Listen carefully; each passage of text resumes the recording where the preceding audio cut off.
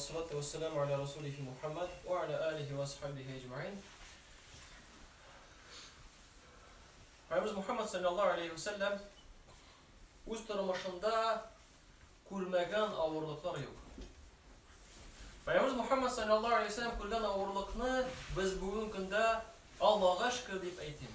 Kurmayız. Çünkü Allah yazmasan eğer dandığı ağırlıklar kilise kim bilgen hani dinde kalır ilk miken yese yok miken. Çünkü Allah subhanahu ve teala uz hikmet yüzünden bizni mine bu asırda, bu vakitte her biri bizni yarattı. Allah'a şükür. Hem Allah'ın rahmeti bilen biz bunda sizinden bugün oturabız. Peygamberimiz Muhammed sallallahu aleyhi ve sellem'nin balası da uz vakitinde vefat buldu. Bu dünyadan gitti.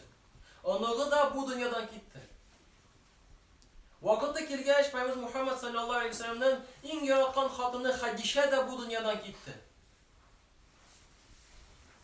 Peygamberimiz Muhammed sallallahu aleyhi ve sellem en yaratkan abileri de Hamza bilen Abu Talib bu dünyadan gittiler.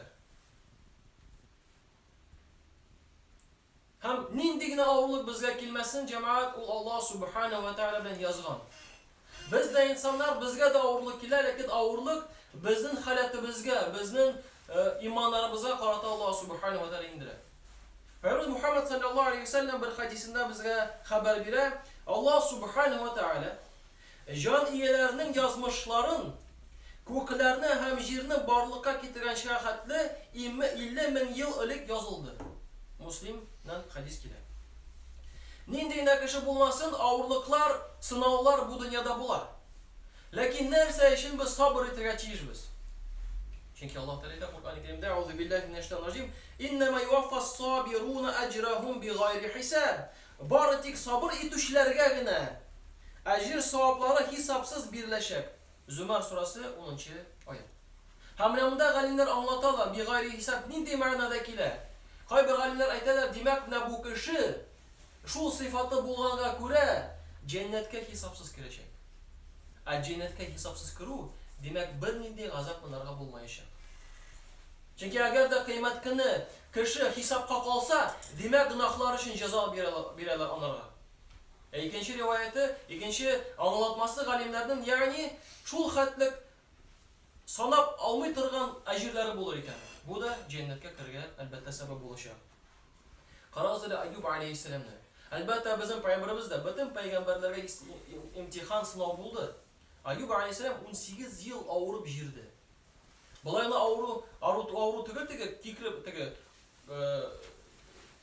temperatura ko'tarilib yesa, brandi salqin yo'q, tir ağrı bilan ağrıdı. Hatta ana şehirden de çağırdılar bit. Şunu sabır etti. Hem Allah Teala Kur'an-ı Kerim'de ayet "Euzu billahi mineşşeytanirracim." Ve Eyyuba iznada rabbahu enni messaniyadur ve ente erhamur rahimin. Eyyub'nun Rabbisine dirislikte "Mena ağrı qagıldı hem sen rahimlerinin en rahimlisi" deb dua qilgan vaqtni esga tushir. Anbiya surasi 85. ayet. Bu ağırlıkını da sabırlık bilan o'zdirdi. Hem Allah Teala Kur'an-ı Kerim'de aytadi: "İnne vecednahu sabiran ni'mal abdu innehu avvab." Dirislikte biz onu sabır etuşi kişi olarak taptık. Ninde yaxşı kul ol. Dirislikte ol qaytuşi. Sad suresi 44. ayet. O zarlanmadı. Zarlanmadı. Oğlum karagız hele, özü bizge proyeksiya işledi. Ne hazır biz ağrıya başladık, Allah saklasın, Allah yazmasın. Hazır yakınlarım senden boruldu, tuğanlarım boruldu, anlar şehirden jığırlar da seni tağ teşeğine jiberdiler, şunda yaşa deyip. Çünkü biz seni yaratmayız, seni kabul ete almayız deyip. Sabır etti. Bu peygamber. Şu akıra nindigine ağırlık kelmesin biz de elbette sabır ettireceğiz biz. Çünkü bir yaktan Allah subhanahu ve teala belki şu sınav bilen tağın da zorrak sınavdan bizni saklap kaldı. Bir yaktan. İkinci yaktan her bir kişinin iman yağından da derecesi var. Yazılgan derecesi var. Hem eğer de kişi, bu bir hadislerden gelir. Eğer de kişi izirikleri bilen o derecene jete almasa Allah subhanahu ve teala onlara ağırlık bireyken şu ağırlık bilen şu dereceye jetsin deyip. Buna turunda da unutmaska gerek.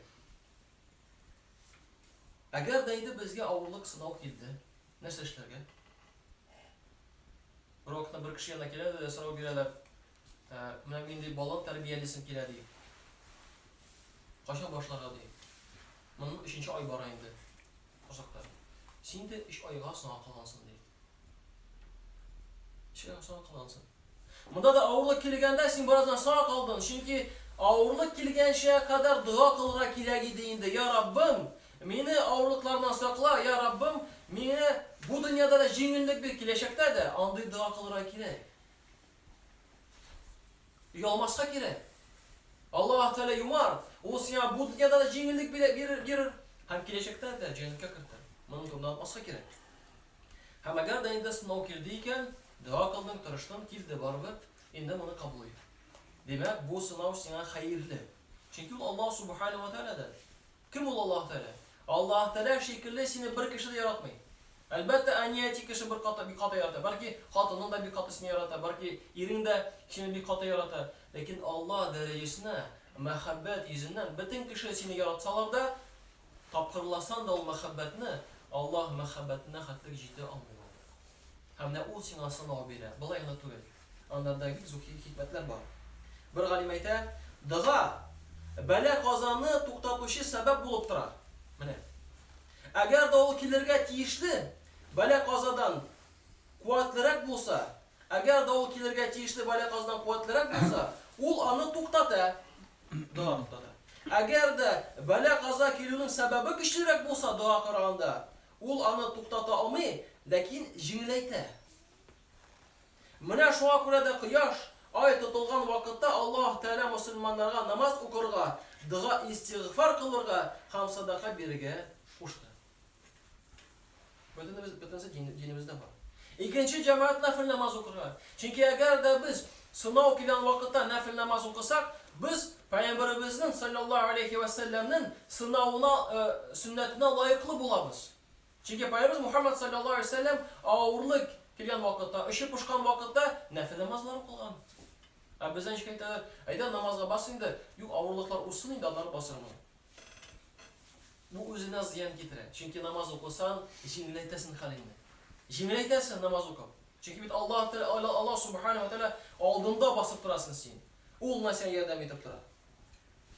Пәйгамбер Мухаммад саллаллаһу алейхи ва саллям шулай безгә хәбәр бирә.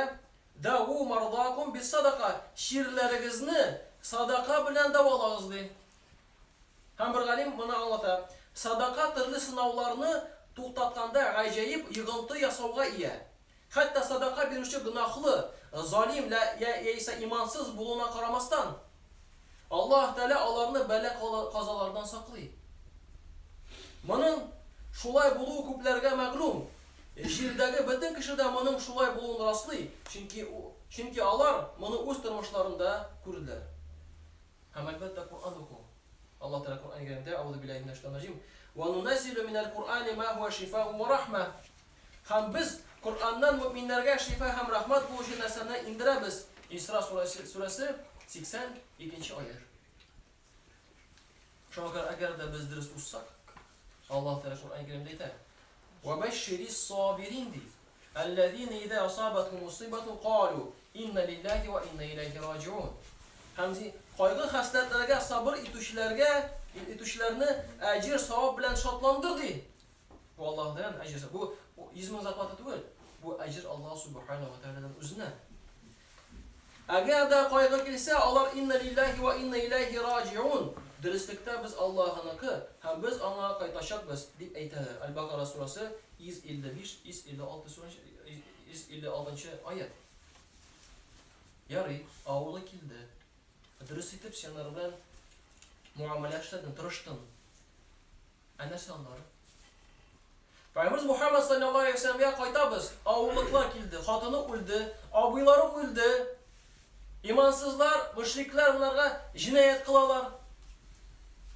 Hem Allah Subhanahu ve Teala bunlara şey, cinayetlik biri. فَاِنَّ مَعَ الْعُسْرِ يُسْرًا. Hakikatte ağırlık bile jinirlik ile. Bu Allah Subhanahu ve Teala'nın vaadesi. Bu dünyada, bu kanun. Eğer de sana ağırlık sınav kildiyken, ol bitkenden sonra kıt jinirlik ile. Manda da Peygamber Muhammed sallallahu aleyhi ve sellem nasıl ağırlıklar kilgeç. Allah Teala jinirlik bile. İsra ve Mi'raç. Allah Subhanahu ve Teala Peygamberimizini öz yanına kutere. Hennacıklığında onun yana Cibril aleyhisselam kile de Burak diyen hayvanda Filistin'e ışalar. Tiz, bik tiz. Anda bulayına tugil, karaz Allah terençik derecesini kutere. Karaz uylap karaz, eğer de bizim artımızdan birer kişi virtalo ciberse, bu yine derece şekli biti mi? Hani bu dünyadağını. Ama da Allah subhanahu ve teala Peygamberimizni bu Mekke'den Filistin'e alıp barıp imamlar Peygamberler arasında imam bulup bastıralar. Anarı kuklar aşağı kutereler. Kuklar arasında mingende türlü isimler bilen ittir, matur isimler bilen. Uşup Peygamberler de kule. Ama ahırda Allah subhanahu ve teala bilen şeyleşir. Bu dünyanı yaraltkan zat bilen Allah. Çünkü Allah Teala her biri bizge de ağırlık sınav kelgen vakitte dürüst gidip ana uzarga nasip eylesin. Amin.